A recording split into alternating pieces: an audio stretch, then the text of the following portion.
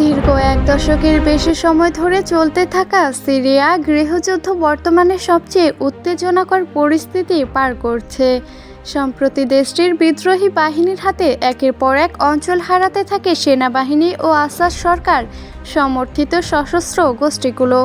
যদিও বিদ্রোহীদের থামাতে বাড়তি সেনা মোতায়েন ও তীব্র বিমান হামলা পরিচালনা করে সিরীয় সেনাবাহিনী ও রুশ বাহিনী। আরব বসন্তের শুরু থেকে আসাদ সরকারকে সরাসরি সহায়তা দিয়ে আসছে রাশিয়া। অন্যদিকে দেশের সীমান্তবর্তী এলাকায় সরকার বিরোধী বিদ্রোহীদের সমর্থন এবং আসাদ বিরোধী বাহিনীর বিরুদ্ধে সামরিক অভিযান পরিচালনা করেছে তুরস্ক। বলা হচ্ছে সিরিয়াকে কেন্দ্র করে মধ্যপ্রাচ্যে আরেকটি যুদ্ধের শুরু হতে পারে। এতে মুখোমুখি জড়িয়ে পড়ার সম্ভাবনা রয়েছে আন্তর্জাতিক অঙ্গনের দুই মিত্র তুরস্ক ও রাশিয়ার। এদিকে সিরিয়ায় দ্রুত ছড়িয়ে পড়তে থাকা সংঘাত পরিস্থিতি নিয়ে রোববার ফোনালাপ করেছেন যুক্তরাষ্ট্রের পররাষ্ট্রমন্ত্রী অ্যান্টনি ব্লিংকেন ও তুরস্কের পররাষ্ট্রমন্ত্রী হাকান ফিদান।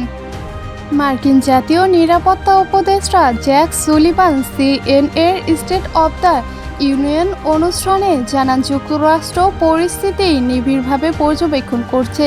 সিরিয়ার উত্তর পূর্বাঞ্চলে ৯০০ আমেরিকান সেনা আছে, যাদের মূল কাজ করছে উগ্রপন্থী ইসলামিক স্টেট গোষ্ঠীর পুনরুত্থান আটকানো। তবে তারা বর্তমানে লড়াই থেকে অনেক দূরে অবস্থিত।